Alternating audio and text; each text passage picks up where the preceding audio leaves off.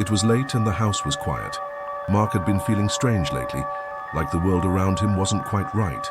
Things were off, little inconsistencies that gnawed at his mind. But it wasn't until tonight that everything would change. After another long day at work, he walked into the bathroom, desperate to wash away the fatigue. He stood in front of the mirror, watching the steam from the shower fog up the glass, leaving behind a blurry reflection.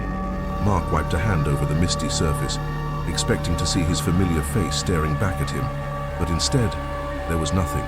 No face, no reflection. He blinked, wiped the mirror again, but the image remained absent. It was like the glass had turned into a void, a deep emptiness where his reflection should have been. His heart skipped a beat. "What the hell?" Mark muttered under his breath, reaching out cautiously, as if the mirror itself might bite.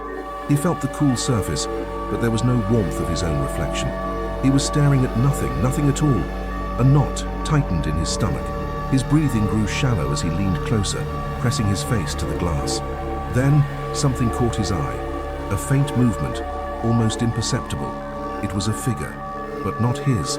A man stood in his reflection, but it wasn't him. The figure was slightly taller, his features sharper, more angular. Mark's heart pounded as he stared at the stranger in the mirror. The man was looking back at him with an expression of absolute indifference, like he knew something Mark didn't. "Who are you?" Mark whispered, his voice trembling, but the figure didn't speak.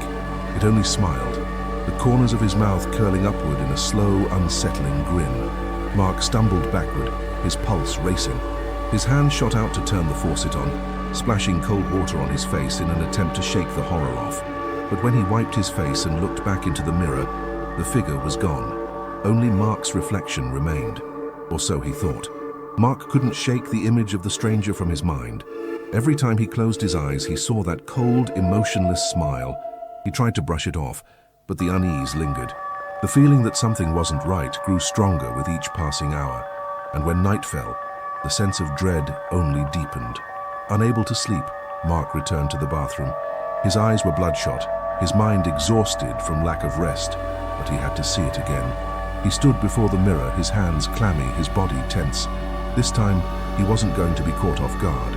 He stared into the glass, waiting for something to happen. His reflection remained, still and familiar. But then, just as the tension seemed unbearable, it happened again. The reflection shifted. It wasn't Mark's face staring back at him. It was the same stranger from before. The man was standing there, still as ever, his face a mask of cold indifference. Mark's heart raced as he stepped closer, his face inches from the glass. This time, the stranger's eyes met his with a chilling intensity. "Why are you here?" Mark whispered, his voice barely audible. The stranger's lips parted and Mark held his breath, waiting for an answer. But instead of speaking, the man's reflection began to move independently. His hand slowly lifted, tracing the edge of the mirror as though it were alive. Mark's own hand followed the motion without thinking, as if he were being compelled. The stranger smiled again, that same slow, unsettling grin. Then, he mouthed something. Mark's heart skipped a beat as he read the words forming on the man's lips. "You don't belong here." The words hit Mark like a punch to the gut. His hands trembled, his body frozen in place. The reflection of the stranger raised his hand to his own face, pulling at the skin, revealing something that should not have been there. Beneath his human features, Mark saw nothing. No flesh, no blood, just darkness, a hollow emptiness that seemed to swallow the man whole. Mark stumbled backward, gasping for air. He looked at his own reflection again. His face was back to normal, but the lingering sensation of that darkness clung to him like a shadow he couldn't escape. He turned and ran out of the bathroom, his heart pounding in his chest, but the feeling followed him. As he walked through the hallway, he couldn't help but glance over his shoulder, expecting to see the figure standing behind him, watching from the shadows. But there was nothing. Nothing except the heavy silence that now seemed to fill the entire house.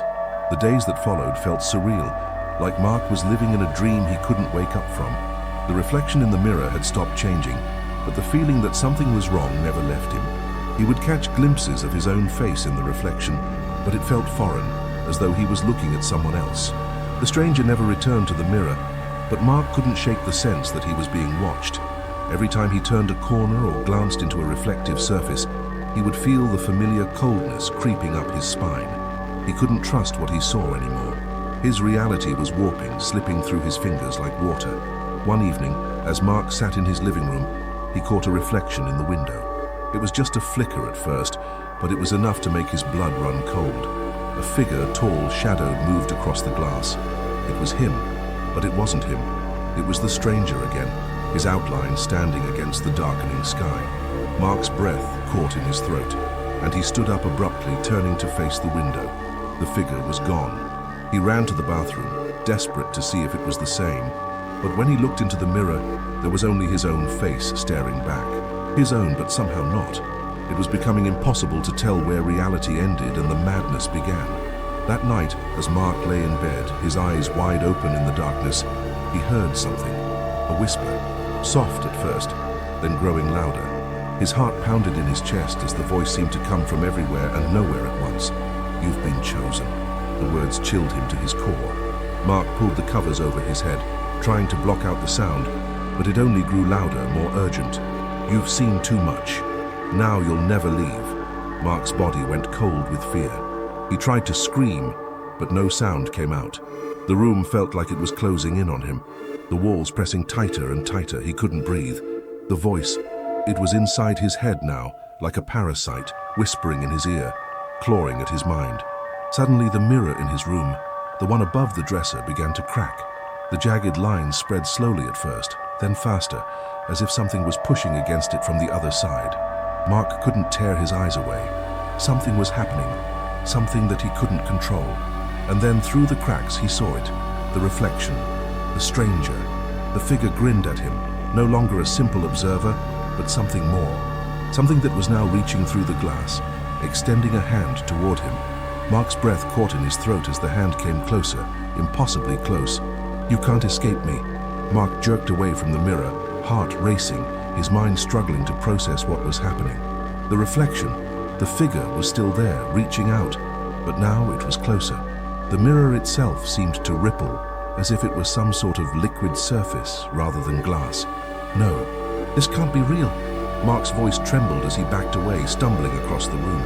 He glanced frantically around the room, looking for something to help him make sense of what was happening, but everything seemed wrong. The furniture, the shadows, even the air felt heavier, as if it were filled with a suffocating presence. He turned to leave the room, but the door wouldn't open. It was as if the walls themselves had closed in around him, trapping him inside.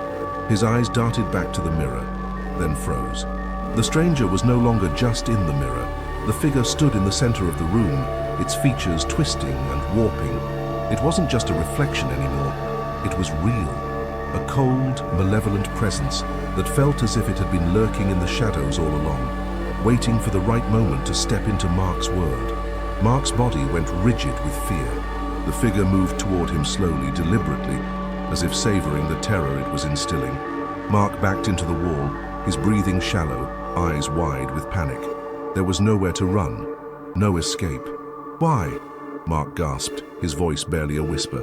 "What do you want from me?" The figure tilted its head, its twisted grin widening. For a moment, it seemed to consider the question.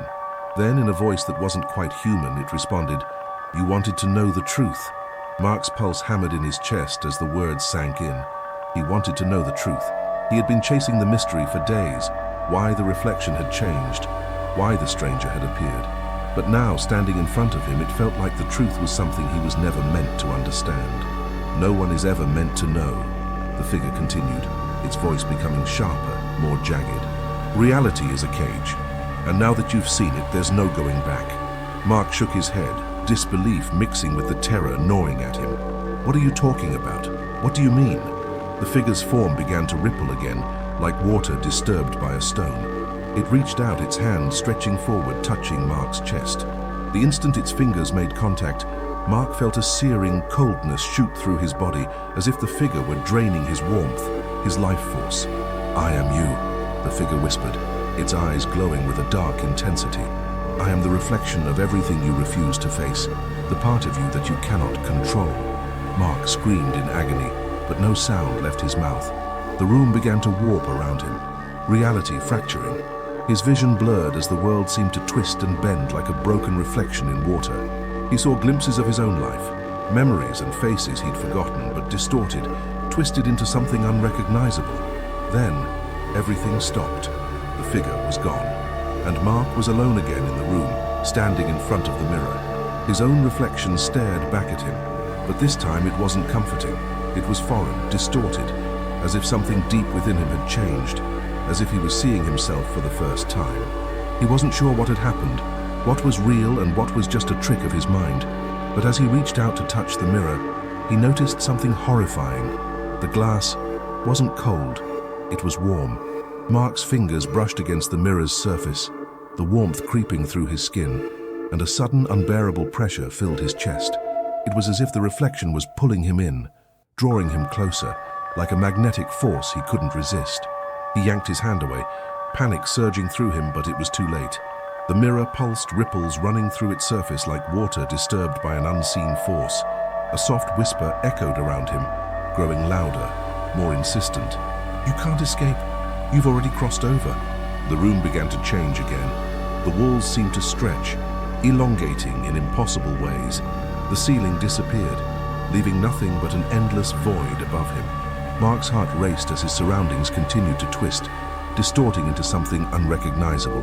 In the distance, Mark could see the figure again, the stranger. But now, it wasn't just a reflection. It was standing in front of him, real and solid, its grin wider than ever before. Its eyes gleamed with an unnatural light, a hunger Mark could feel deep in his bones. "This is your reality now," the figure spoke, its voice an unearthly combination of his own and something darker, more primal.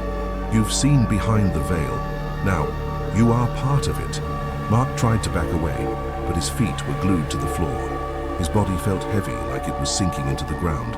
The more he struggled, the tighter the grip on him became. He could no longer tell if he was still in his room, in his house, or if he had fallen into some other dimension entirely. "You never really understood, did you?"